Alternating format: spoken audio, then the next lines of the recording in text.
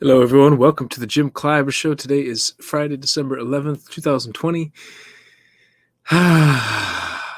Time zones. Today, I want to talk about time zones and the difference in time zones. Because,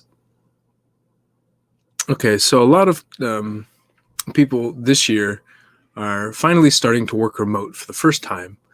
And working remotely can work quite well, actually, because we don't sit in traffic. We don't have the commute.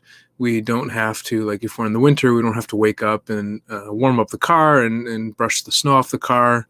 We're actually quite safe because we don't have to, risk our lives going through traffic. Um, there's a lot.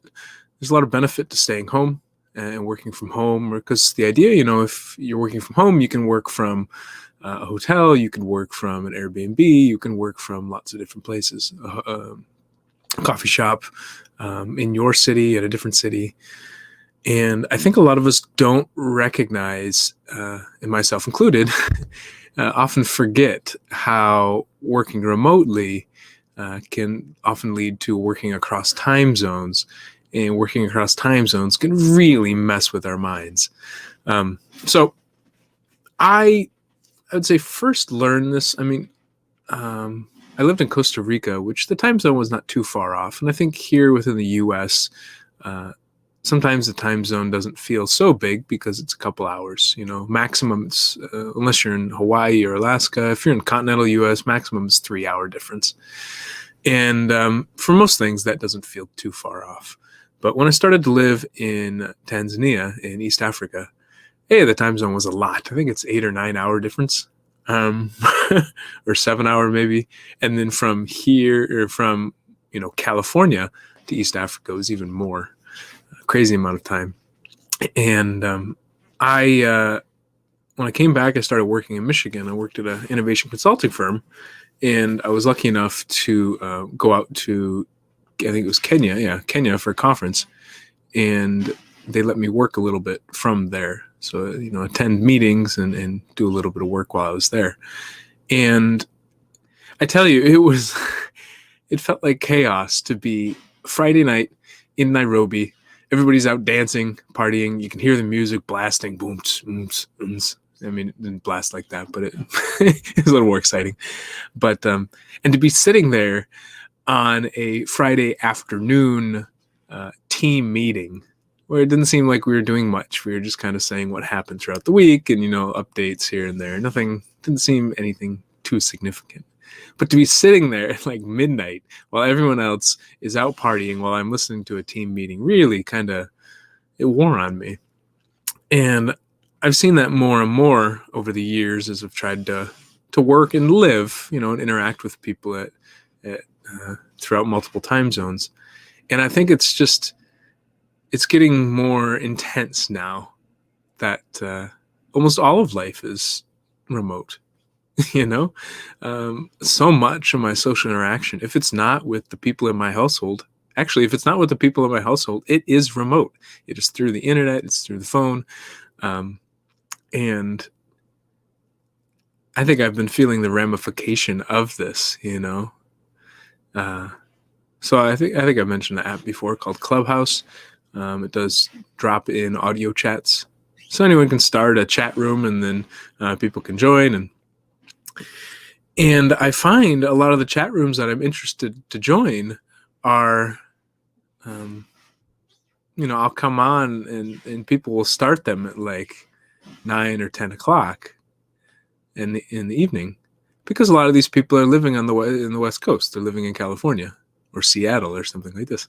And so then I join on, and they go until late. Sometimes they even start later. Sometimes they start 11 o'clock my time, which is 8 o'clock their time. So it's quite early for them. If they started at 9 o'clock their time, it's 12 o'clock here.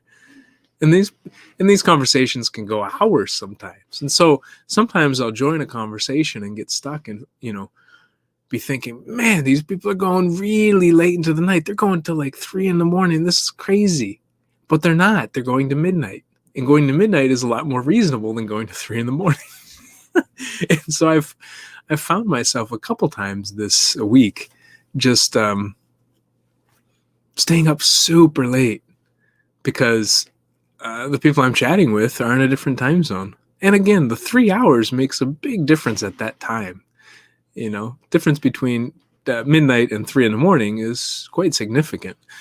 And the other challenge is I find myself communicating at night with people who live in Africa. And people who live in Africa or who live in Europe are quite a few hours ahead. They're already in their morning. They've already slept. They're awake. It could be like 10 in the morning for them or later. It could be even afternoon. And I think it's so easy for me to forget that we are in very different time situations. And I'm sure many of you experience this in different ways, right? So it's not just these Clubhouse or just different chats. It's you send a message to somebody on Facebook and they don't reply, and you're like, why didn't they reply? What's wrong with them? What's wrong with me? What did I do? What did I say? And not realizing that maybe they fell asleep because in their time zone, it's time to go to bed. Or maybe it's time for dinner in their time zone, or maybe it's time for lunch or breakfast, or maybe they're at work right now. Because just because I'm not at work right now doesn't mean that they're not at work right now. And when we communicate with people that we know, then we can sometimes remember which time zone they're in. But when we're communicating with relative strangers on the internet, many times we have no idea. So if we're on Twitter and we're going back and forth with someone, we can get so angry. Oh, they didn't like what I said, or, oh, I got the best of them. They were so dumbfounded. They didn't know how to respond. I saw this on Twitter the other day. They were dumbfounded. They didn't know how to respond. And the person responded, no, I was taking my kid to school. It's not, I had other things I had to do. And so missing that time context can really throw a lot of conflict into our lives. What could be another example? Gosh, I think it happens a lot in these asynchronous communication platforms. So it's like Twitter, where, it's texting back and forth, or Facebook or Slack or anything, or email, right? So we send an email and the person doesn't respond. Why didn't they respond? I needed their answer immediately. Because they're sleeping, or they just woke up, or they're right in the middle of their workday and they're not allowed to respond, or they're on vacation. It's the weekend, right? So it depends who we're communicating with. It could be somebody in, I think, certain countries in the Middle East. I think certain countries that are primarily Muslim take a Friday-Saturday weekend, not a Saturday-Sunday weekend. And and another thing is that they could be on holiday. We don't recognize. It's hard to know just from somebody's profile, or even, again, if we know who the person is, it's hard to feel that they may be on holiday when we are not on holiday. So it's just so much conflict, I think, can arise in internet communication from lack of context, from not understanding where that person currently is or what time that person currently is operating in. And I think we forget that. I think we just assume, oh, clearly it's like they must be tired right now because it's late at night. No, it's not necessarily late at night for them. So it's, I think we can easily overlook how the element of time can influence our day. So going back to just the 3-hour difference between here in California, or even just like a 1-hour difference between here and Chicago, it can play out and make things a little more difficult, right? So maybe a lot of people eat dinner at the same time. So if people eat dinner here at 6 o'clock every day, then in Chicago, 6 o'clock would be 7 o'clock here. So if I eat dinner and I finish and then I want to call or talk to a friend in Chicago, they may be starting dinner right then. So it'd be bad timing. Okay, but then maybe I'll wait until 8. But then it's 7 there, and maybe, soon the night starts slipping away. Or if I'm trying to do something at lunch here, maybe I do it at 12, and maybe I do it at noon. But then maybe it's 11 o'clock there, so they're not at lunch yet. So if I do it at 1, maybe that's their lunch, but maybe that's too late for lunch here. So, because a lot of people take a 30-minute or a 1-hour lunch maximum. And so to try to coordinate that and line that up, it can be really difficult. And again, I think it can lead to a lot of conflict because we don't realize that somebody else is living in this different time, that the sun is at a different part of the sky when we're talking with them, and how that influences our schedules differently. Have you seen any conflict like this in your life? Have you gone through this and then later realized it was a big conflict but had no idea at the time? It's so I think in talking about the time, I think a lot of this is enabled by technology. If we didn't have before the internet, before phones, it was really hard to do synchronous communication at a distance, and if not impossible. And now that we can do it, I think it can really mess with our minds because it cuts across the distance, but it doesn't cut across the time. And we've built our schedule so much around that. Yesterday, I was talking with a friend, a new friend, a guy from this organization called ISEC, who he and his wife are now in Malaysia. They're originally from Cameroon, and he's now in Malaysia. And they got stuck there because of the pandemic. And he's working with his clients back home in Cameroon. So he's staying up late into the evening to work with his clients because that's their business hours, And it's crazy just to try to think about how many people, especially people who have lived in, India and in some of those countries kind of in Asia that work with clients in the US or back west of that, just how late some of them will stay up, instead of, they turn nocturnal. They sleep during the day and work at night just to match the schedule of the time schedule of what's happening here.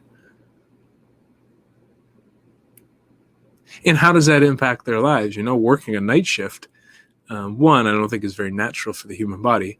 And two, how does that impact their social lives? If I were to work a night shift here, how does that impact my social life? I can't, I've had friends who've worked in bars and restaurants, and they say they really like the job. That one of the biggest challenges, though, is that you only end up hanging out with, what do they call it? People in the industry? Is that what they say? But you only end up hanging out with people who also work in bars and restaurants because they have the same kind of schedule that you do. You don't finish until 2 or 3 in the morning.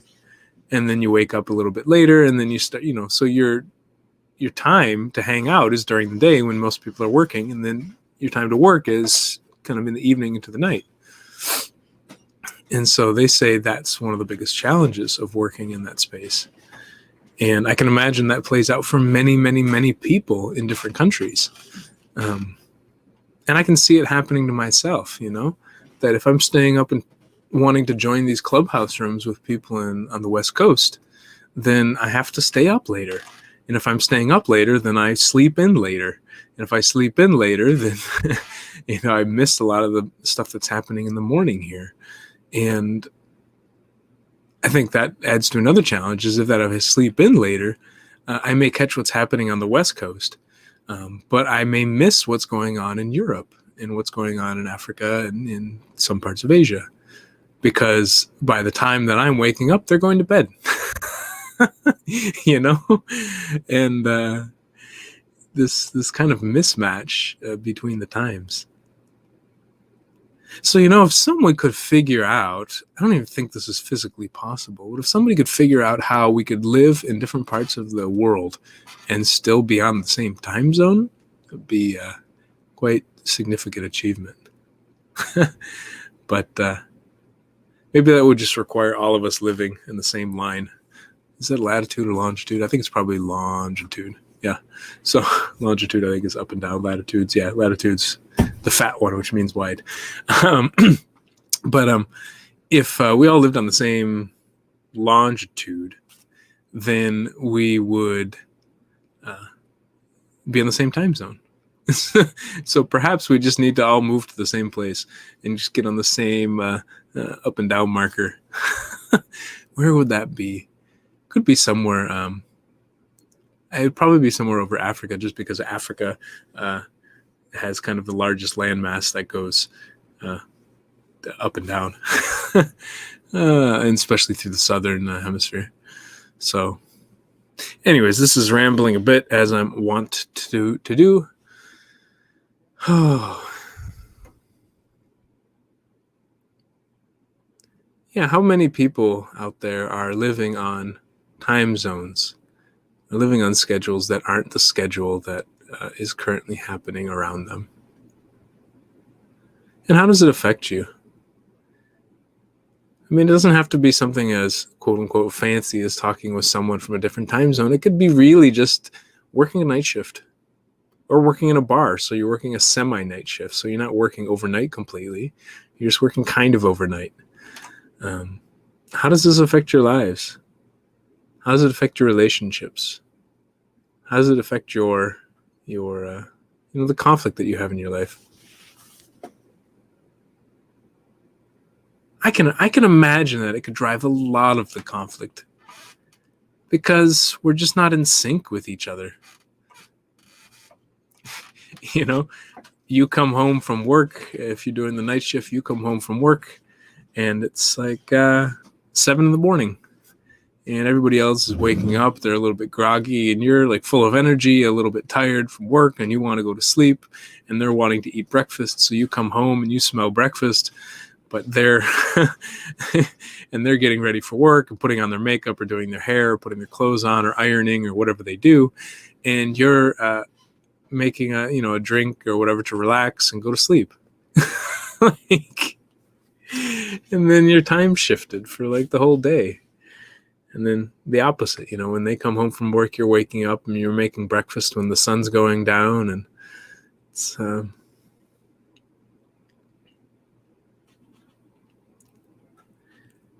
I think so much of the conflict that we have in our lives comes from this unawareness of the context that we're in and the context that other people are in, and the disconnect. So the disconnect, and then not knowing that there's a disconnect, because we just assume, everyone's in the same context I am. No, everyone is not. Everyone is not in the same context. I mean, on this call, we're just talking about the time context and that one thin slice of what context is. And even that we can be so wildly separate on. But there's so many other aspects of context that we may think we share with other people, but don't. Right? So even if I look at my family growing up, my dad lost his dad when he was young, and I haven't. And so there's a very different context there. My mom's parents got divorced when she was young. I haven't had that, so it's a different context. My sister's worked at a corporation for a while. I haven't, so there's a different context. In so many different contexts in life. But I think this time one can really be something we overlook. We notice it sometimes if we're doing a video call with someone, because then we can see the sun shining or the sun not shining. We're like, wow, it looks really dark over there. What time is it? Oh, goodness. But when we do an audio or we do text message or email or something like this, we have no idea what the other person is going through. We don't know where they are. We don't know what time it is. We don't know what they're wearing or what they're not wearing. We don't know who they're with or who they're not with. We don't know. We don't know so much about where they are physically at, let alone emotionally and things like this, that it almost asks us to be much better at communicating explicitly what we're going through. We almost have to articulate more the context that we're in, to give people a heads up, you know. Remind people, hey, listen, we're in a conversation, but I have to go right now because I'm going to go eat dinner. Oh, right. You're going to eat dinner at this time. Oh, yeah. Yeah. Oh, yeah. You are in a really different time zone, aren't you? Like, I do this with my friends all the time. I try to remind them, hey, I'm going for dinner. I'm going for lunch, or I'm going for, I'm starting work now, or I'm ending work now, or I'm going to sleep, or I'm just waking up, to remind them, to give them the little signposts on what's happening during the day. And on some platforms, people say, oh, it's unnecessary. We don't need to talk like that. I still think it's very helpful to most of us to know where someone is throughout the day so that we can help cater our expectations. So, I don't know. Where are you right now? Where are you, if you're listening to this right now, where are you? Or when you listen to this, where are you? What time is it? You're listening in the morning, in the evening? Is like the sun out? Is the sun completely gone? Are you with other people? You by yourself? Are you at work? Are you not at work? Is it a holiday? Is it a weekend? What's going on with you? I have no idea. From broadcasting, like no idea. But when people reply and respond, hey, you know, like, and think about different implications of this. So like I would say in many cultures that imbibe in alcohol, where people imbibe in alcohol, it's done in the evening. Most people don't drink alcohol in the morning. It's frowned upon in many places, culturally taboo. Drink it kind of in the afternoon, depending on which day it is, right? So if it's a Sunday or if it's a Saturday in many parts of the U.S. and people are going out for brunch, then it's okay to drink alcohol in the morning, 10 a.m., 11 a.m., because you're going out, it's brunch, and it's fine to have champagne and stuff like this. But on like a Tuesday, it's not okay for a lot of people to drink alcohol at 10 a.m. And so, again, we could be interacting with people who are on different times of the day. And so maybe right now it's almost 1:30 in the afternoon. But if I'm talking with friends in Europe, it's Friday. It's Friday, I'd say, I don't know, 8:30 or so. No, it's not 8:30 yet. It's 7:30 in Germany, I think, right now. And so they may be drinking already. And so if I'm communicating with them and thinking, oh, that they're in the middle of their workday, they're just about to end their week and they're excited to finish their week. No, they may have already finished their week. They may be already drinking. And so they may be out with friends. And so my expectation of, oh, they're in the thick of Friday getting ready to finish. No. And then friends in like East Africa, I was just talking with a friend and he said, oh, I'm going out now. I'm like, you're going out? Oh, right. It's late. It's nighttime. It's Friday. It's nighttime. You're going out. Oh. Want to talk about context? Oh, and COVID is not such a big deal over there. Oh, so you're still going out. Like, so you can add that whole other element on top of it. So when I talk about context and how easy it is for us to overlook someone else's context while using the internet, I think there's so many elements to it. I've talked about time, but I think another one I want to talk about briefly is COVID situation. How is COVID-19 in their country, and what governmental responses have there been? What are they allowed to do? What aren't they allowed to do? What are their risks? Things like this. And, you know, talking with a friend in Malaysia, it's different. I think in Malaysia, they weren't allowed to travel from one city to another city. That has been restricted, I think, since March. Maybe not. But just that, like, maybe like a very stern lockdown in some places. And compared to maybe somewhere like New Zealand, where they've had stern lockdowns at times, but seems to be quite normal. And I don't know if people are even wearing masks or having to wear masks because there's really not that much, if any, COVID-19 going around. Compared to a place in the U.S., and even then, across different places in the U.S. is different. Right now, it's quite severe in many parts of the country. But like, for example, I think it's in L.A. and certain counties in California where they have basically a stay-at-home or shelter-at-home order where you're not allowed to leave the house unless you absolutely have to. So maybe going out to the grocery store or going out to pick up medicine, things like that. But you're not allowed to go out to the restaurants or bars. They've been closed. And just other counties in California aren't that way. And because maybe COVID's not so high right there right now. And then you look at different states in the country, and like it can really go state by state. It can go city by city. It can go household by household, that we're all living in very different contexts, and we may forget it. You know, me being in this context is relatively calm. Being at home, it feels grounding and stable.